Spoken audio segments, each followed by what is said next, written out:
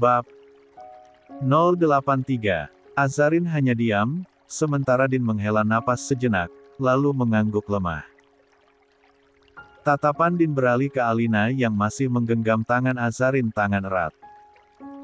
Gadis kecil itu tersenyum lebar, tidak menyadari kebingungan yang sedang melanda orang-orang dewasa di sekitarnya.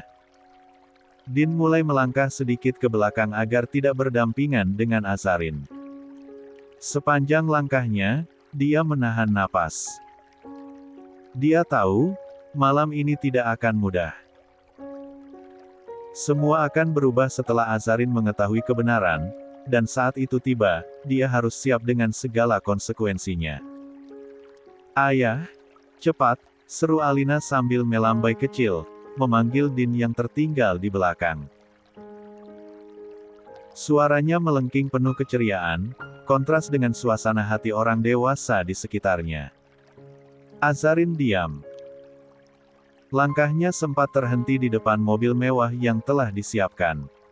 Di balik cadarnya raut wajahnya membeku, nyaris tak menampilkan emosi apapun.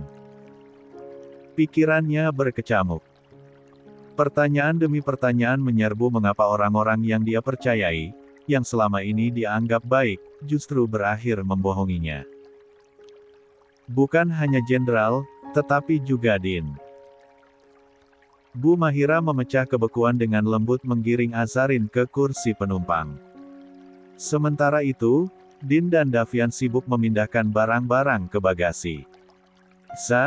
Ini kandang kucingnya bisa di depan, iya. Suara Din tiba-tiba terdengar, berusaha mencairkan suasana yang kian kaku. Azarin menoleh sejenak, menatap pria itu sekilas, lalu mengangguk singkat tanpa sepatah kata pun keluar dari bibirnya. Dengan hati-hati, dia mengambil kandang kucing dari tangan Din dan meletakkannya di pangkuannya. Alina yang baru menyadari kehadiran kucing itu langsung bersorak riang. Bunda, namanya siapa? 15. Tanyanya sambil mengintip ke dalam kandang, matanya berbinar penuh antusias. Pertanyaan sederhana itu seketika menarik Azarin dari gejolak hatinya. Dia teringat akan rencananya saat di Indonesia, akan memberikan kesempatan gadis kecil itu untuk memberi nama pada kucing ini. Dia tersenyum tipis di balik cadarnya. Belum ada namanya. Alina mau ngasih nama. Mau. Alina menjawab sambil menepuk-nepuk tangannya, terlihat begitu bersemangat. Ya sudah, mau dikasih nama apa? Bunda dengar, nih, ucap Azarin lembut, memberikan ruang bagi Alina untuk berpikir. Dari sisi kiri, Bu Mahira tersenyum bahagia melihat interaksi keduanya. Namun, di depan, Davian yang menyetir tak bisa menyembunyikan senyumnya yang penuh godaan. Sesekali, dia melirik kaca spion, menatap sang kakak sambil mengangkat alis, mencoba menggoda. Alina. Seru Davian tiba-tiba, memecah fokus gadis kecil itu. Apa, Om? Jawab Alina sambil memiringkan kepalanya penasaran. Kamu nggak mau minta saran Om buat nama kucing itu? Om punya banyak ide bagus, loh. Ujar Davian dengan nada penuh tipu daya. Emang saran Om apa? Coba bilang sekalang. Tantang Alina, matanya berbinar-binar penasaran. Davian semakin lebar tersenyum, sementara Din yang duduk di sampingnya hanya melirik tajam, memberi peringatan halus untuk tidak berulah. Tetapi, Davian tak menggubris. Itu kucing cewek atau cowok? Tanya Davian, sengaja memperpanjang percakapan. Alina langsung menoleh pada Azarin. Bunda, kucingnya cewek atau cowok? Tanyanya polos. Cowok, jawab Din tiba-tiba, memotong sebelum Azarin sempat berbicara. Azarin kembali terdiam, perasaan canggung dan bingung menyelimuti dirinya. Namun, dia hanya menghela napas panjang, membiarkan suasana ini berjalan. Sementara itu, Davian terkekeh kecil, merasa menang karena berhasil menciptakan dinamika kecil di dalam mobil. Kalau cowok, namanya harus keren dong. Gimana kalau kita panggil dia? Denza usulnya sambil melirik kaca spion untuk melihat reaksi Alina. Denza. Alina mencoba mengulang nama itu, lalu mengangguk mantap. Bagus, Bunda. Kita kasih nama Denza, iya. Azarin tersenyum kecil, mengelus kepala Alina. Kalau Alina suka, ya sudah. Namanya Denza. Jawab Azarin tanpa menyadari arti nana tersebut. Sementara Davian sudah melirik Din yang tampak menegang. Sorot matanya pun, seolah ingin mengulitinya. Tanpa peduli, Davia mengusap dagunya dengan menggunakan jari, menunjukkan penuh kemenangan. Ingat, kamu harus mentraktirku setelah ini. Berkat diriku, nama kampungan itu, akhirnya tersemat di anak bulu kalian, bisik Davian, menggunakan bahasa Arab. Bahkan suaranya pun nyaris tak terdengar. Sekitar 1 jam perjalanan, mobil mewah keluarga Argatama akhirnya berhenti di depan sebuah gerbang besar yang perlahan terbuka secara otomatis. Azarin yang duduk di dalam mobil hanya mampu memandang keluar dengan mata membelalak. Rumah itu lebih mirip sebuah istana daripada hunian biasa. Pemandangan yang begitu megah membuatnya tertegun hingga lupa berkedip. 16. Jarak dari pagar ke rumah utama begitu luas hingga membutuhkan waktu 2 menit menggunakan mobil. Jika harus berjalan kaki, mungkin akan memakan waktu 10 menit lebih. Jalan masuknya dipenuhi dengan pohon-pohon palem yang berjajar rapi, dihiasi lampu-lampu taman berwarna keemasan yang memancarkan kilau hangat di malam hari. Pilar-pilar tinggi menopang atap rumah yang tampak megah dengan ukiran-ukiran detail khas Timur Tengah, memancarkan aura kemewahan sekaligus keanggunan. Azarin tak mampu menahan diri untuk tidak menggumam, Masya Allah, berulang kali. Meskipun wajahnya tertutup cadar, bola matanya yang melebar menyiratkan kekaguman yang sulit disembunyikan. Dia merasa dirinya sangat kecil di tengah pemandangan megah ini, seperti semut di tengah gurun yang luas. Beberapa kali ia menelan ludah, mencoba menenangkan dirinya yang mendadak gugup. Ketika mobil akhirnya berhenti di depan pintu masuk utama, Mahira segera turun sambil mengajak Azarin keluar. Ayo, nak. Ayo, Bun. Seru Alina penuh semangat. Gadis kecil itu, bergegas keluar dari mobil, diikuti dengan Azarin.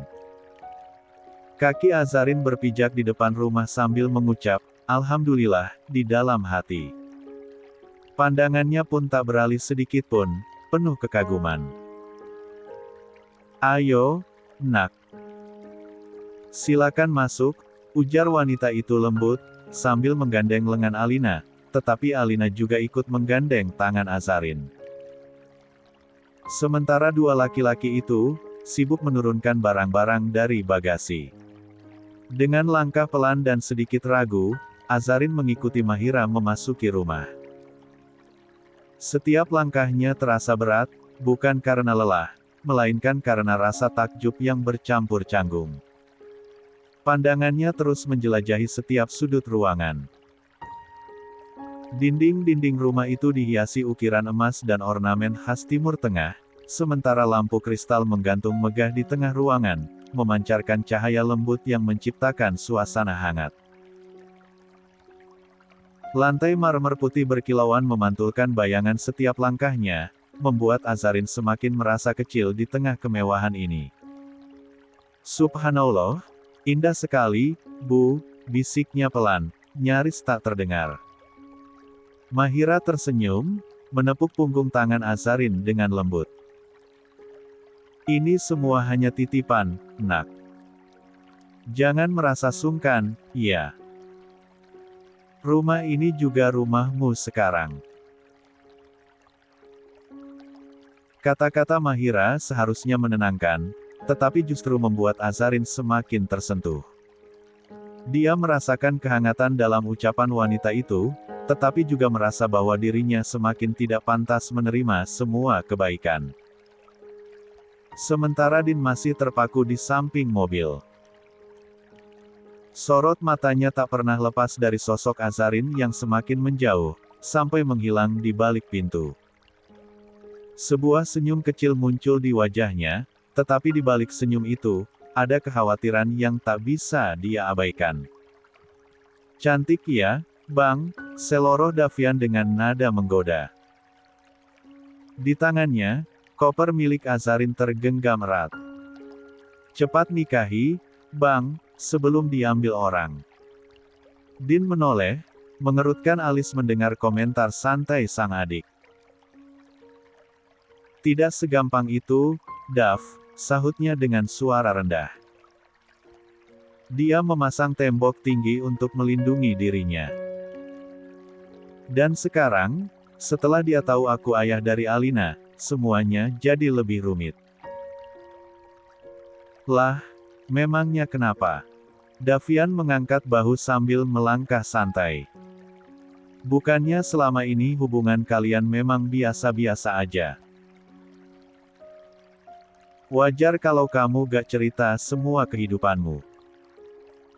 Lagi pula ya, Bang, sikapmu sekarang udah benar. Kamu gak memanfaatkan Alina buat mendekati perempuan yang kamu suka. Itu poin plus, loh. Banyak pria mungkin bakal jual cerita anaknya buat dapat simpati. Tapi kamu enggak. Din menghela napas panjang. Ucapan Davian sedikit menenangkan hatinya, tetapi jauh di dalam rasa. 17. Gelisahnya masih menggelayut. Bagaimanapun dia harus menjelaskan semuanya pada Azarin. Maxi tidak dibutuhkan Azarin. Dia tidak ingin, trauma Azarin dibohongi oleh mantan suaminya, membuatnya ikut terlibat. Tapi, Bang, Davian kembali bersuara, nada bicaranya kini bercampur tawa kecil. Kalau kamu nyerah karena frustrasi, itu lebih baik. Setidaknya, aku bisa maju jadi calon. Perkataannya terputus ketika sebuah pukulan mendarat di lengannya. Jangan coba-coba. Sergah Din tajam, matanya menatap adiknya dengan sengit. Jangan mencoba jadi ipar adalah maut. Davian hanya bisa meringis, mengusap lengannya yang memerah sambil mundur beberapa langkah. Santai aja dong, Bang. Bercanda loh. Sementara Din sudah melangkah masuk ke dalam rumah. Namun, baru beberapa langkah Din berlalu, dia tiba-tiba berbalik. Refleks, Davian melangkah mundur, takut pukulan lain mendarat. Namun, kali ini, Din hanya menjulurkan tangan untuk mengambil koper Azarin yang masih dipegang Davian. Ya elah, koper aja pakai drama, gumam Davian sambil menyerahkan koper itu. Apa salahnya si aku bawa koper calon kakak ipar? Din tak menanggapi. Dengan langkah tegas, dia meninggalkan adiknya. Namun, sebelum benar-benar pergi, Davian berseru lagi. Santai, Pak Duda. Jangan terlalu serius. Din hanya mendengus pelan, memilih untuk mengabaikan komentar Davian. Sementara itu, Davian kembali meringis kecil, menyadari bahwa dia memang tak pernah menang dalam adu mulut. Baru saja Din melangkahkan kaki ke dalam rumah, pandangannya langsung tertuju pada ruang keluarga. Di sana, Azarin tengah duduk bersama ibu, ayah, dan Alina yang sibuk bermain dengan kucing di lantai. Suasana ruangan terasa hangat dengan lampu temaram dan perabotan bernuansa klasik yang elegan. Din menghentikan langkahnya sejenak, mengamati pemandangan itu sebelum berjalan mendekat. Langkahnya ringan, tetapi ada sesuatu dalam dadanya yang terasa berat, terutama melihat Azarin. Setelah bergabung, Din melabuhkan tubuhnya di sofa yang berada di sebelah ayahnya. Namun, belum sempat dia berbicara, suara lembut sang ibu langsung menyambutnya. "Din," ujar Mahira dengan nada tegas namun tetap penuh kasih, "malam ini kamu tinggal di rumah belakang, ya?" "Sama Davian juga." Din mengerutkan kening, bingung dengan perintah itu. Rumah besar ini memang memiliki rumah tamu yang terpisah di bagian belakang, tetapi mengapa dia harus pindah ke sana? Mahira tersenyum tipis, seolah membaca kebingungan putranya. "Azarin akan tinggal di rumah utama. Kamu tahu, kan, hukum pria dan wanita yang bukan mahram tinggal seatap. Meski ini rumah keluarga kita, tetap saja tidak elok kalau kalian tinggal dalam satu atap yang sama." Din terdiam, merenungi ucapan ibunya. Tak ada yang salah dengan perkataan itu, terlebih dia memiliki perasaan khusus untuk Azarin. Sangat tidak baik jika mereka serumah. Dia merasakan kecanggungan di ruangan keluarga, padahal ibu justru terlihat santai, terutama saat dia melirik Azarin yang sejak tadi duduk diam sambil menunduk. Tidak ada sepatah kata pun keluar dari bibir wanita itu, tetapi gerakan tangannya yang sedikit gelisah menggambarkan perasaannya. "Baik, Bu," sahut Din akhirnya, meskipun nadanya terdengar datar.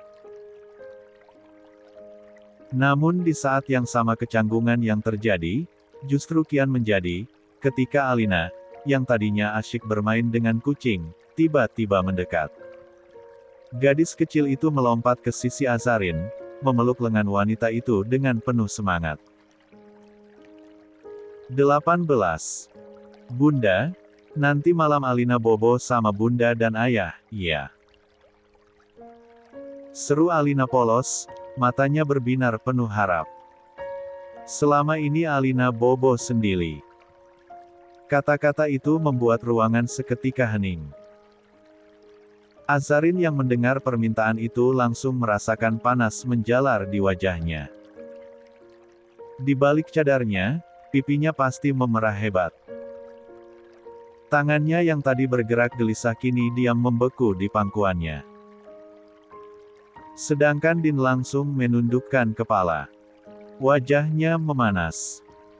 Dia merasa seperti seorang remaja yang baru saja ditegur guru di depan kelas. Dengan refleks dia menggaruk tengkuknya dengan gugup, mencoba menghindari tatapan siapapun di ruangan itu. Namun, Alina dengan suara kadelnya terus merengek. "Bunda, Alina mau bobo sama Bunda dan Ayah."